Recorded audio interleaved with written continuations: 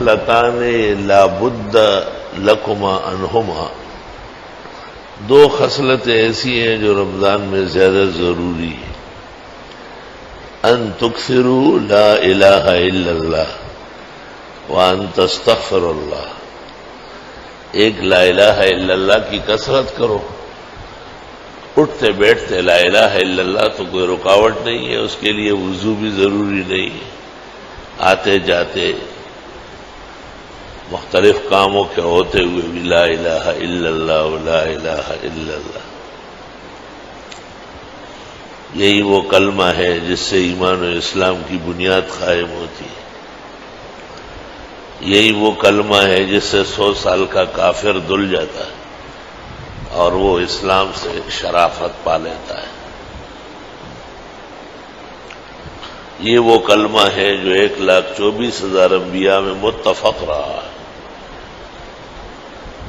یہ وہ کلمہ ہے جس کے لیے اللہ نے کہا میری خدائی میں مجھ سے میرے پاس اس سے بڑھ کر کلمہ نہیں. یہ وہ کلمہ ہے جسے عرش والے بھی پڑھتے ہیں، فرش والے بھی پڑھتے ہیں.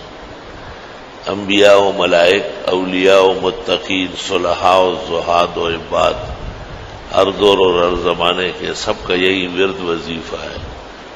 لا الہ الا اللہ لا الہ الا اللہ لا الہ الا اللہ لا الہ الا اللہ. جوان پڑھے تاکہ جوانی نصیب ہو، گناہوں کے سیلاب سے بچے، حادثات کے برمار سے بچے. بزرگ پڑھے تاکہ عاقبت بخیر ہو، انجام بخیر ہو. بے مال پڑھے کہ حلال خزانے ملے، بے اولاد پڑھے کہ حلال مطیع فرما بردار اولاد نصیب ہو. تمام کمالات، خوبیاں، اوصاف جمیلہ اس میں موجود ہے. اور استغفار، استغفر اللہ ربی من کل ذنب واتوب الیہ، استغفر اللہ الذی لا الہ الا ھو الحی القیوم واتوب الیہ، استغفر اللہ العظیم الذی لا الہ الا ھو الحی القیوم واتوب الیہ.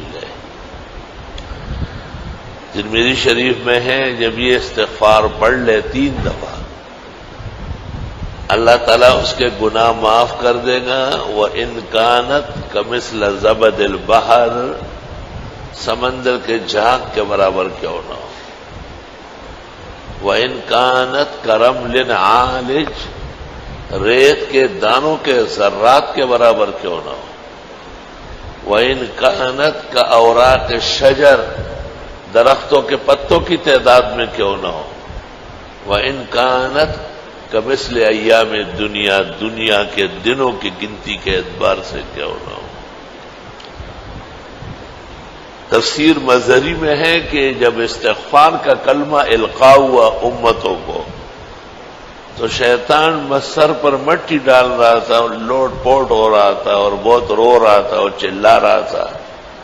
اس نے کہا میرا سارا نظام برباد کر لیا، میں جتنے گناہ ان سے کراؤں، ان کو جتنا تباہ کروں، جب یہ استغفار کرنے لگیں گے سارا بحال ہو جائے.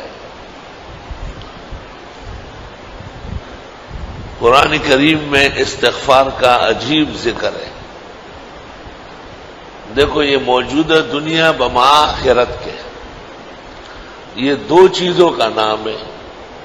ایک کو کہتے ہیں عذاب اور پھر اس کے نیچے ہے سازش، فتنہ، اولاد کی نافرمانی، مال کی طغیان اور کینہ، بغض، حسد، پریشانی، عتاب، عقاب. جتنی چیزیں دنیا میں نہیں چاہیے اور آخرت میں بھی نہیں چاہیے، یہ سب عذاب کے نیچے ہیں. اس کا منتہا نام جو ہے بڑا وہ عذاب ہے. تو سورہ انفال میں اللہ فرماتے یہ لوگ استغفار کرتے رہے، عذاب نہیں آئے گا، سازش نہیں ہوگی، فتنہ کامیاب نہیں ہوگا، ان کی عزت و آبرو محفوظ ہوگی، ان کی اولاد اور مال و دولت اور خزانے امن سے ہوں گے. وما كان اللہ ليعذبهم وانت فيهم، وما کان اللہ معذبہم وہم یستغفرون، اللہ ان کو عذاب کیسے دے؟ یہ استغفار کر رہا ہے، استغفار کرنے والے کو اللہ عذاب دینا نہیں چاہتا، لیکن تمام بچت کس میں آ گئی؟ دنیا اور آخرت کا سارا جتنا مال و متاع ہے، خوشی اور آرام ہے، راحت ہے، عزت ہے، جتنی چیزیں مطلوب ہے اور جتنی چیزیں چاہیے،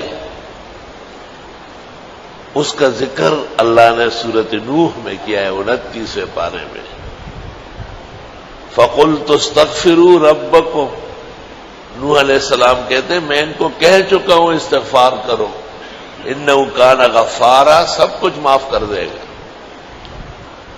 يُرْسِلِ السَّمَاءَ عَلَيْكُمْ مِدْرَارًا، موسلادھار بارشیں برسا دے گا، وَيُمْدِدُكُمْ بِأَمْوَالٍ وَبَنِينَ، تمہاری مدد کر دے گا مال دے کر اور بیٹے دے کر۔